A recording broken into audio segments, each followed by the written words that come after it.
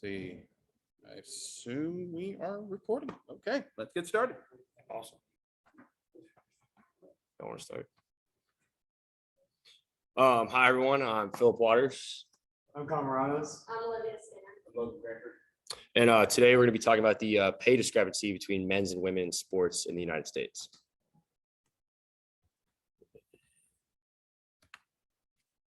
So here's a little overview about what we will be discussing throughout this presentation. On average, the American woman makes about 80% of what a man makes in America, but we will be focusing on professional sports and the pay discrepancy between female and male athletes, which is a very big difference. And it actually leads a lot of women to quit their sports careers early and not go into the professional level because they know how much they're going to be getting paid. And lastly, there is a lack of sponsorship, viewership, and broadcasting as a whole in women's sports compared to men's, which gives them a lot less opportunities to make money. So how big actually is the problem? The pay discrepancy has been going on for an extremely long time, and it hasn't really gotten better. So it is still a very big issue. And on average, men get paid anywhere from 15 all the way up to 100% more throughout all professional sports.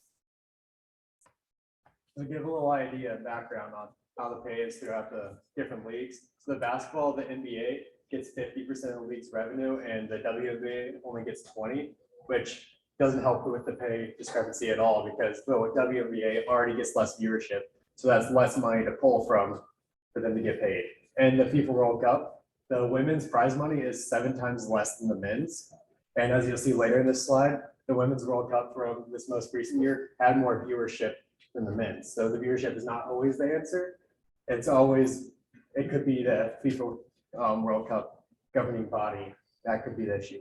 Then if you see there with the golf, well, covered a little bit, but both the men and the women get 18% of the purse, but the purse per round is different. Men's average purse is 15 million and the women's is 5 million. So how many sports have it? So we've kind of listed out a few different sports and broke it down specifically to what the numbers actually are. So for golf, the average pay for men is sitting at about $1.2 million, whereas for the women, it's not even cracking 50,000. Some of the top earners in 2020 were Dustin Johnson making almost $21 million and Justin Thomas making almost $12 million. In comparison, you see with the women, Daniel Kang didn't even crack the 500,000, as well as Nanya Madsen also did not crack 500,000. So a great quote I found from this was, we're doing the same thing, and the only difference is the TV numbers and the TV ratings. That's really it. So again, that kind of goes back to viewership and some of the other things that play into the big pay discrepancy. So for softball and baseball, again, the men make a dramatically more amount of money, with them making about $4 million on average, and the women only making $44,000.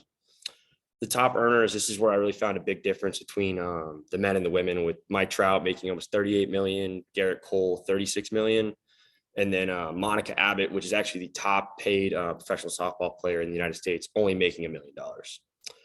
Again, this quote was something I thought is really showed the reality of it, is that the Yankees bat boy salary is more than my professional softball contract. Not trying to burn myself, but when will softball get some respect? This came from Delane Gorley. She's a professional softball player. So I thought that was pretty interesting. So here's basketball. I personally wanted to go over this slide myself because I am a women's basketball player here, and not that I'm good enough to ever be playing at the professional level, but I really don't even know if I would want to be, considering what their salary is yearly. But here is a comparison of 2 very well-known professional basketball players, LeBron James and Sue Bird, which I'm sure a lot of y'all are very familiar with LeBron James, but if you don't know who Sue Bird is, she's basically the LeBron James of the WNBA. So each of these players have played 17 seasons in each of their leagues. They both have 4 national championships, and in 2020, LeBron James' salary was $37 million with a bonus for $370,000, while Sue Bird's, I don't have the exact numbers up here, that's in the way, oh, there we go. Her salary was $215,000 in 2020 with a bonus of only $11,000. So there's a significant difference in their salaries. Okay, so for soccer, again, this one is pretty dramatic with the men making about 410,000, women only making 35,000 on average. Some of the top payment, this is a little higher for the women with Carly Lloyd making over 500,000 as well as Samantha Kerr. But again, the men are making a dramatic amount more money with Carlos Vela at 6.3 million and Javier Hernandez at 6 million. Again, another quote, this actually comes from the Soccer Federation. This was kind of their reasoning and explanation as to why there is a massive pay difference.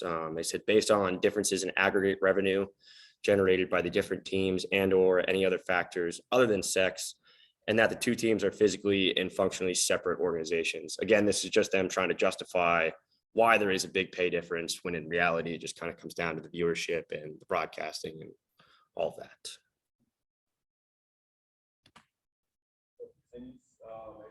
Top earners in 2020, Roger Federer made around 106 million. Serena, I'm sure you're not going to struggle. But she made 37 million in 2020, and Naomi Osaka made 36 million.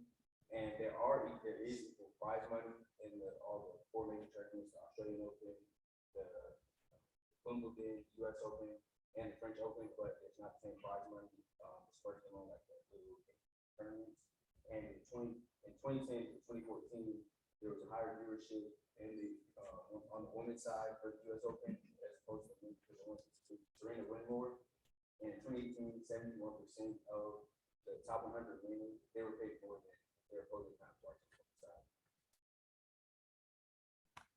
So here we graph the numbers of the average pay per sport. As you can see, tennis is fairly equal, but men still have the majority of the pay, and every other sport, the men have the majority of the pay so much you can barely see the opposite color.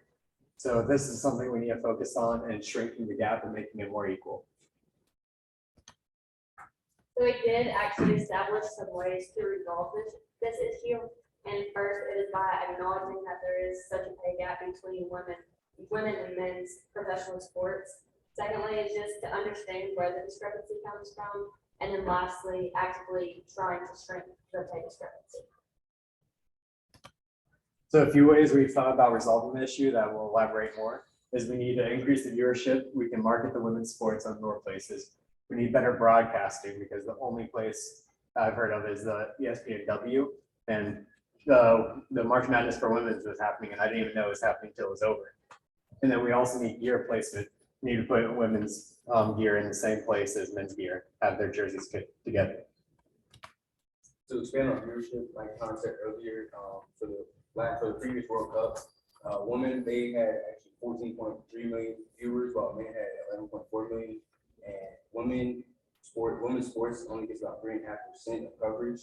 And women's sports, they do get some conversation. And the NWSL, the National Women's Soccer League, they reported a 500% jump of viewership in the first couple of years. And the Oklahoma versus FSU women's softball game, their national championship, and they had a 15% more viewership than the NHL playoff game that same night. So I have a question for everybody. How many of you guys watched the women's national championship game? How many of you guys watched the men's national championship game? So a fun fact, the NBA, they did not play on the men's night, but they actually played on the women's night. So they took away viewers from the women's national championship.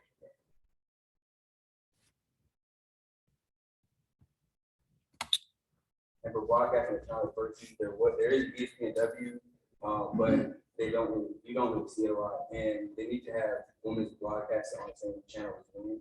Also, 95% of total television coverage, as well as ESPN highlights, are coverage only on men's. Like, you only see women's on SportsCenter Top 10 or like big games, big playoff games, stuff like that. And without the World Cup, there would only be 3.5% of coverage for women. So for gear placement, my question for y'all is, when's the last time you saw a jersey with a woman's name on it in a store? Obviously, this is pretty uncommon. So we think what should be done is we should have women's jerseys on the shelf right next to where the men's jerseys are. And then we can also try and develop new and exciting gear for women to really kind of bring in some people and give the league some more exposure. So what it boils down to is the need of marketing for the female athletes. Professional female leagues are not televised nearly as much as male leagues, which give them a lower salary cap and therefore they do not have as much money to spend for the women and pay them as much. And we need to do our part in talking about anyone sports. That's all we got.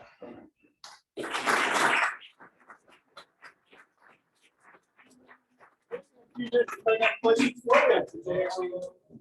any questions for him? No, okay.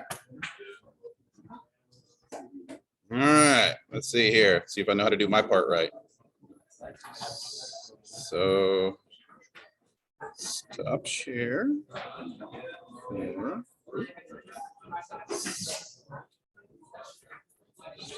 Recording.